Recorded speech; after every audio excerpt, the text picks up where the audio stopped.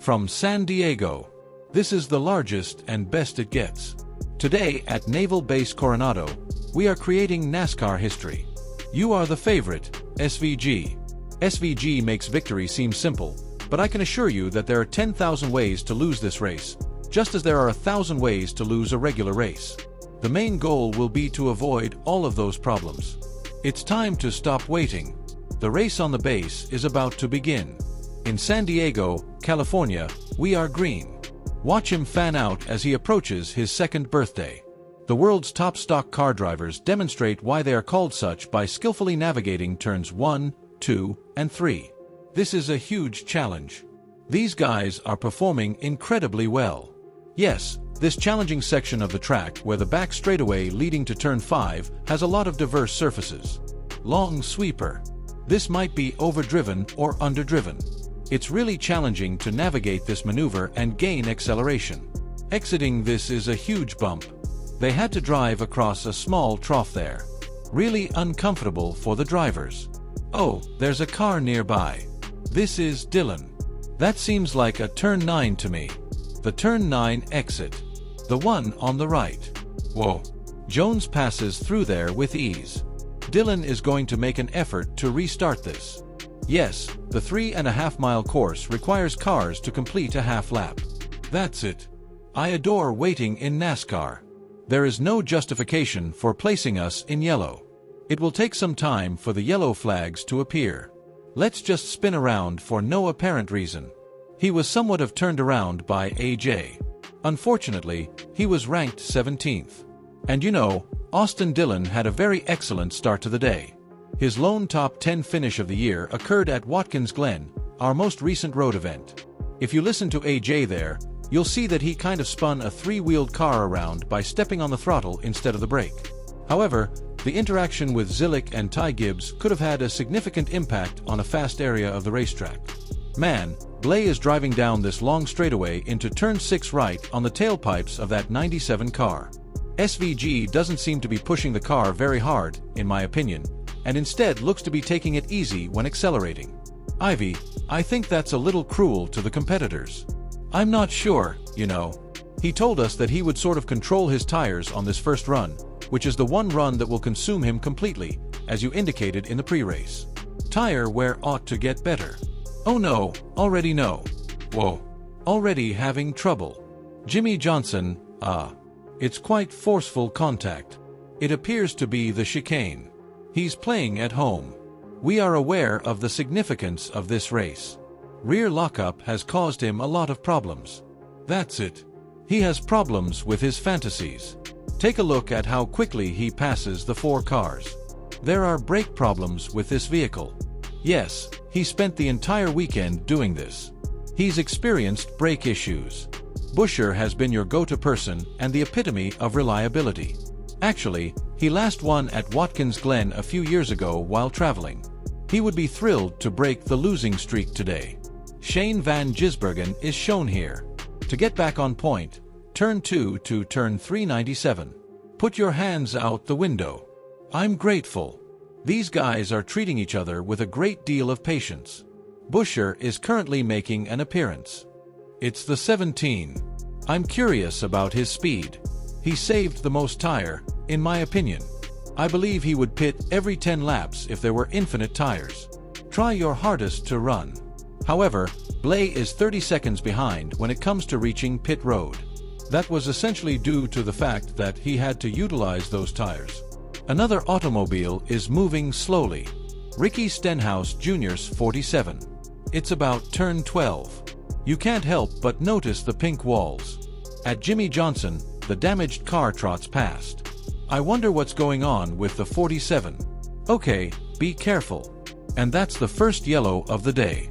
Steve, what does this mean for the guys who stayed at the racetrack? Unfortunately, the folks with the new tires will return on the 10th.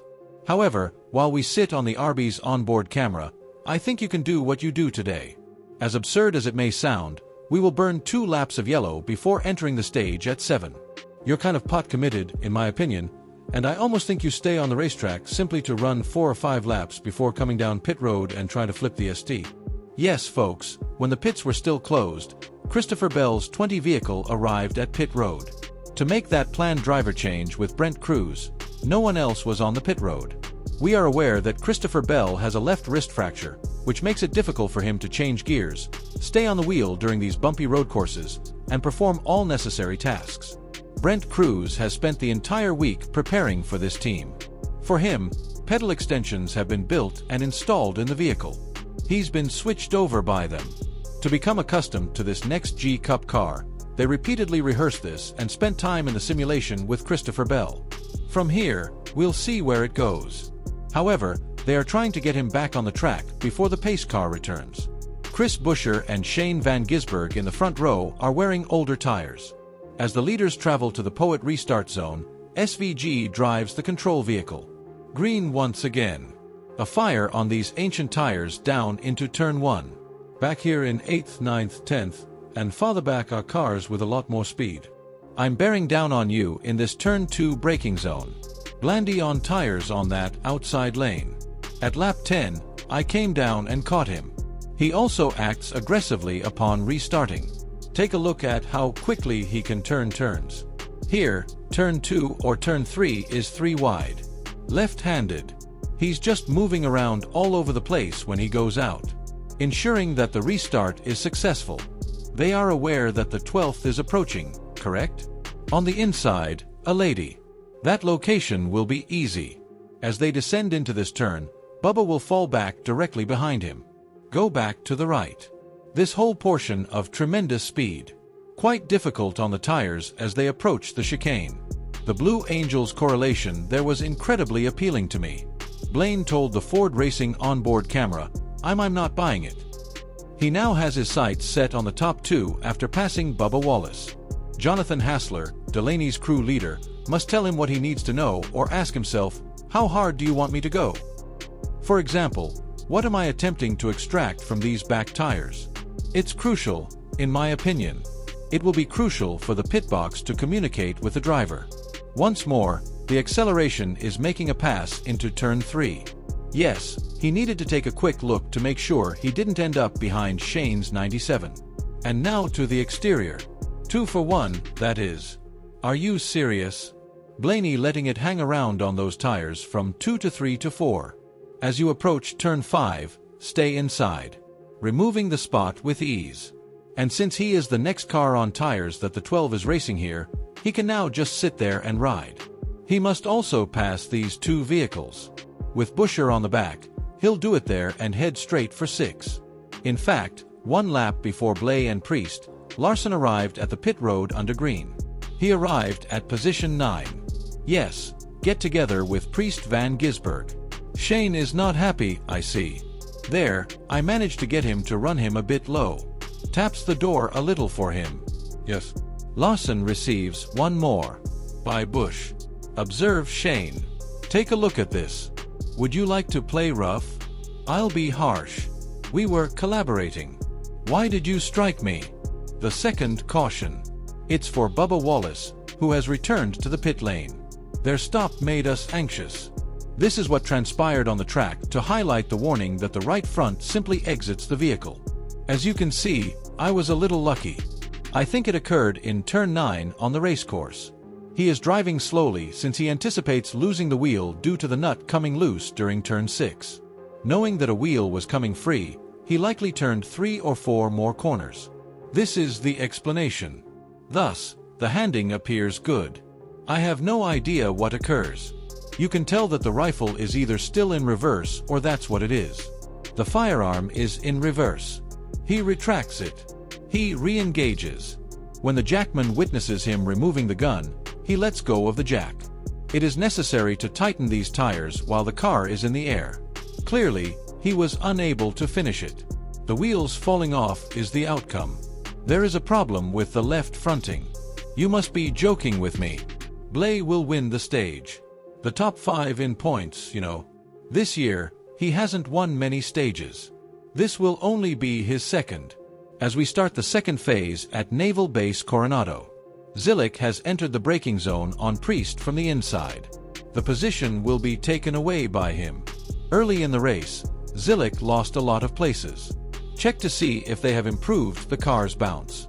However, Buescher was in the lead of the group of vehicles that collided on lap 17. And I remember what SVG said to Corey and everyone at the desk: "I don't know how hard to run off the start. I wish I had someone in front of me." He now has that. He knew a rabbit in Buescher's 17. He goes there. Make contact. Everyone is imprisoned when Buescher travels around. Take a look at this. Yes, the fact that it's around a bend on the straightaway makes that portion frightening. Everyone continues to go forward. Not a single yellow. We remain green, after all. That is amazing. I had no idea that was feasible. SVG and Chastain are approaching Buescher side by side. This is where SVG gets a run, and Buescher will block left. He thus gains some momentum as he approaches turn 4. He looks to the left. In that turn, it sends the 17 extremely shallow. He will slip up the racetrack. The nose will be inserted by SVG. They would both want that one back, man. Extremely fortunate to have a fast section of the racetrack in a closed area with the 17 broadside, where no one is racing. It appears that the 20 car's engine has been blown. It will be a yellow. If somebody tries to leap the pit road up, we'll see. Get going. Cruz. Brent. Yes, Brent Cruz has reported that this Cup vehicle has a gearbox problem. Remember that the pattern in the O'Reilly's car is very different from what he would be accustomed to. I'm not sure whether that helped, but that's the problem. Yes. The issue is that you would assume the O'Reilly's car would have a problem because it switches from a sequential to a H pattern. Let's pay attention. That one isn't on the driver, in my opinion. It appeared to be in gear, and the device simply began to spin freely. Maybe broke. It appears to be out of the pipe. Therefore, it's possible that he experienced a transaxle failure, which caused the engine to over-rev while he was looking for a gear. Hill and Zillick. The pent restart zone is where they are. This is a fantastic start with Austin Hill. We're still 3 wide. SVG on the exterior. How will this turn out? I'm quite interested. SVG holds onto his position. In turn 1, I made contact with the wall. This restart caused a huge crash. Crash right here. The 4th warning of the day. SVG became entangled in it. He's 3 wide to your point. SVG surrendered the exterior. Even after allowing him to pass through 2 wide, there was still insufficient space. The 54 is severely damaged. You can see that car's right front is completely wrecked. 88 was junked. The 97. Severe damage. Up to 33. Yesterday's winner. We believe that these guys had a chance, and they may be the favorites to win today. On a restart halfway through, everything was destroyed. Watch the 33 and 88, then. I am aware that SVG goes 3 wide in this situation, but he manages to recover at one point. 88 goes back to the outside line. The corner is only missed by the 33. You know, there are some bumps there that have caused cars to get angry and crash against the exterior wall. Yesterday, an automobile struck the interior wall of the O'Reilly series, causing a severe collision. However, it appears that the 33 just becomes a little agitated at that point. He just misses the bottom right, and the touch with the 88 throws them into the exterior wall. You lock up a little bit on the right front, and the car kind of shoots straight. Let's ride along with SVG, and 33 barely makes contact with the 88 after missing the corner. At that point, everyone is genuinely along for the trip. Additionally, we tune in to Austin Hill radio. I apologize, but the back brakes are locked. The left rear is pretty damaged, in my opinion. There are 7 left. Phase 2. Larson and Herbs are in the front row. Once more, here we go. Larson returns to 3rd place. On the restart, Zane Smith moved up to 2nd. Logano is confused with Suarez. That's Coreyheim in the 67. Down into turn 3 to the inside. Zane Smith, but the 35-year-old will put a lot of pressure on him here. Is it possible for him to remain within turn 4? No. Larson and I are now side by side for a second. More communication. Larson is going to accelerate outside. Remove the spot. Let's talk about young drivers succeeding. Honor Zane Smith. For the past 2 weeks, their speed has been astounding. Didn't receive the reward. Not regarded as a road racer. Visit one of the most challenging locations on Naval Base Coronado's streets. Additionally, driver 38 is spot on. Larson with 5 cars on the pit road. Yes. With 2 to go, I'm heading to close the pit road. He is the leader of the race. In our most recent side-by-side, he had defeated Zane Smith. This is the 5 car with his planned green flag stop. Yes, Marty, you may come here with 2 to go since you are the race leader, Adam. Throughout the day, Cliff Daniels and Kyle Larson undoubtedly improved this 5 car. It was nearly difficult to hold off Priest, so Cliff Daniels informed Larson, "Hey, listen, there will be those cars that will not pit that pitted at lap 30. We're going to have to sit here and watch." Even though Herbst wants to take the lead, this might be one of those circumstances where Priest should be let go. The Almendinger, the next car behind, has a large gap next to it.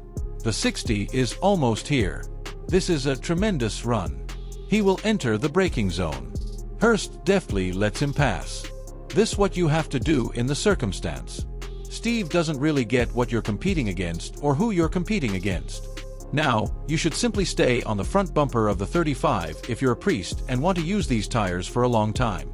You can win the stage by a second without having to drive off. Placed 19th in the rankings. 33 below the chase cut line. Today, there are 19 stage points. Priest won the second stage of the campaign. When we go green, there will be 33 laps remaining. In the first row at Naval Base Coronado are a Priest and a Busher. Will the teammates resolve the issue on the first turn? A little contact, huh? Yes. Gillen gets away with a shove there on pre-60. It's a difficult enough corner. You can enter that one without assistance. The 5 are attempting to gain positions by going around the outside into turn 1. With those new tires, I believe he will get a couple. Josh Berry on the right, behind the contact. 41 of yes, I believe. Josh Berry is contacted by Cole Custer. The 21 suffered severe damage. The 21 suffered severe damage. Oh my goodness. Yes, this would look nice. 21 straight forward. White tail. Whoa, whoa. It's time for caution. The 6th day of the day. Trash. There is a small piece of debris on the racecourse. Imagine that. Restart the RFK front row. We're doing it again for the last time. This time, Busher escapes at the front. Priest is off to a bad start. Attempted to launch by slightly spinning the tires. He will attempt to make up for it down here in turn 1, but it appears that Blaze 12 will be able to claim that second slot on cue. Coming over turn 2, that is. Blaney arrives. But Briscoe was also observing Larson race with Zane Smith back there. Discussed William Byron's stopover. Kim, it's true that he struck the wall and might have broken something. He is on the pit road because of this. Clearly, this is not a planned stop. The team is now investigating to determine the precise nature of the problem. Ryan Blay arrives as Byron receives his services. Blay is searching for the lead in the race. Turn 4 over to turn 5 in this situation. 12 on point. And now we have a problem. Austin Dillon and Eric Jones. Yes, that brings us to turn 2. The first left-hander. The stack-ups were observed in the same location during the restart. That Byron mishap or coming into contact with the wall only reminds me of what yesterday's winner said. He claimed to drive 85% and 90% of the time. He had to. Throughout the day, there was no space for error. You simply ponder. That 17-year-old automobile is simply slipping its back tires. This grasp isn't very strong. Larson is about to launch a dive bomb inside. There's not much contact there, but Busher will have to give it up. That turn, 12 pass is fantastic. You simply drive straight to the corner's apex after the line leads you to the right. This race is being led by Kyle Larson. Let's take a peek at Red Bull's burn bar. Steve, I can now tell you what the burn bar is telling you. That's all set. We anticipated this range to be approximately 4, just under 4, if you have rear tires. These guys appear to be in their mid-3s. Throughout the day, we have been curious about their speed. It's time to leave, then. They are burning gas at the 9 vehicles in order to accomplish this. Chase Elliott is blown away by the 2 of Sinrick. That brings us to turn 12. Brad Keselowski will suffer a flat tire as a result of Chase's struggles all day with the 9 cars pace, and he will travel to Pittsburgh Road to fix it. That's it. This time I'm pitting. Let's see what happens. He is now near enough to avoid these awkward backward pit stops. He was able to leap Larson. With 17 laps remaining, this might be a race on and off pit road. The pit teams might decide this race. Hey, I'm running low on tires. Let's see what these two do first. They seem to be getting closer. Yes, I adore this drag race that goes all the way to the yellow line. You've been practicing, pick cruise. See what you can do in reverse. They are about to arrive. As he tracked down race leader Kyle Larson and applied pressure, Trevor Corey hasn't missed a step all day. By the end of the journey, he claimed to have run out of rear tires. In order to have a chance to win this race, we'll see if Coreyheim can preserve tires over the following 15 laps. Marty Trevor, with 16 laps remaining today, Kyle Larson has only led the last 11 laps. Even though Kyle Larson's lead narrowed significantly towards the end of that run, there were no complaints. Here are 4 tires. We'll see where everyone fits in. He will defeat the 67 with ease. Adam, where does he fit in with the rest of the field? Yes, they leave the pit road, and you can see that Buescher has already passed the pit lane's exit. The 17 then leaps them. Just past turn 2, a 47 vehicle is entering a runoff area. Yes, it is correct. That ought to prevent smoke. Oh, there's a ton of that oil out there. Yes. As we witness that fight between Coreyheim and Kyle Larson on the track, Carson Hocevar arrives. Hocevar's last stop for the day. With those new tires, they absolutely tore up the field. Hocevar is on the pit road, therefore there are no alterations to the plan and the warning is out. Adam is joining the Stenhouse 47. This is through the first turn. Oh, he explodes up as soon as he strikes the wall. Take a look at all the smoke emanating from the vehicle. This is on Jimmy Johnson's 84. The 47 is leaking all of its fluid. This race's conclusion has become much more intriguing, Ken. What Steve said was brought up by Buescher. All of our gaps vanished. Now let's launch an offensive. Scott Graves made the decision to give that as a reward to his driver. Put them on the attack. Brand new Goodyear tires. Let's see what the 17 can accomplish. At San Diego, however, the lead was lost with 13 remaining. There are 12 laps remaining in what has turned into a crown jewel race. Here we are visiting Naval Base Coronado once more. Larson had a really solid start there. Just barely within, still. Hocevar is a bit broad. Slows down a bit down too. Larson is not leaving. Bubba Wallace is becoming combative. Side by side. 4:23:11, what a day. There are 3 vehicles in the top 5. Hocevar takes the initiative. And now Riadic rushes in from behind. To turn 5, flip 4 over. Heim to the inside of the 5. For a moment, side by side. Here, Barson will be outside. He's attempting to fill the void by getting down there. He will carry it out. Larson lost the spot when he accelerated out of turn 5 down the straightaway. Today, Coreyheim is making a significant impact in Southern California. Hocevar did a fantastic job qualifying yesterday. Playing defense now, but the late run put it in the first row. Reich is present, and Hive is growing agitated. Take a look at the lead in the race. Although he was born in Northern California, he currently leads in Southern California. Tyler Reich is spot on. He was knocked offline while attempting to recover when Hutchar made contact with the interior wall. He has a fast Coreyheim on his deck and is attempting to get this automobile back underneath him. The radio was audible to you. 12 laps remain at 90%. 40 miles of 77 round is that. Hoser the spin contact at that precise moment. Of course. Yes. The 67 and the 77 made contact in the rear bumper on the right. Chastain then makes contact as well, sliding into the 77 while attempting to avoid. It will take 3 to turn 2. Oh, that's where Riek misses the corner. He had been waiting for that. When H accelerates, the back tires spin. He's there. To turn 4, turn 3 up. Observe him pursuing Tyler Rieck. Contact, but when he enters turn 5, he will have the inside line and acceleration. What about this? He held out. He bided his time before attacking. Crossover.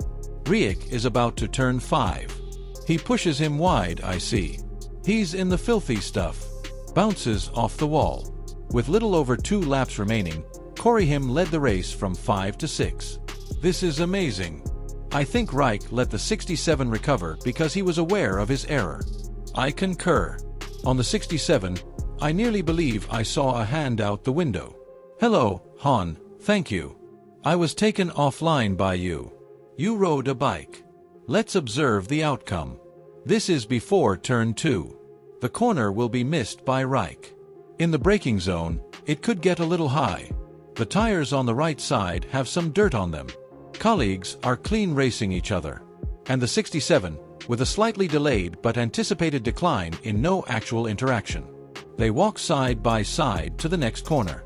A right-hander. The outside is rolled by the 67. As we turn the following corner, we make a 45 with a crossover.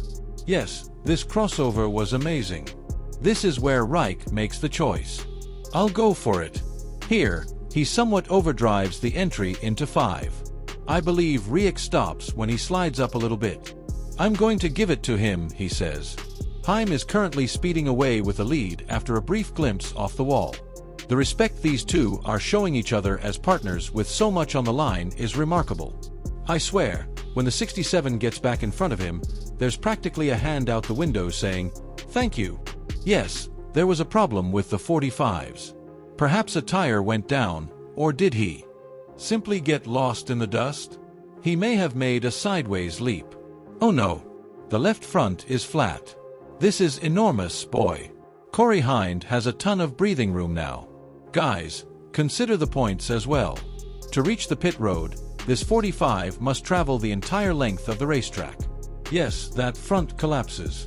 Trying to get back around this racetrack is difficult.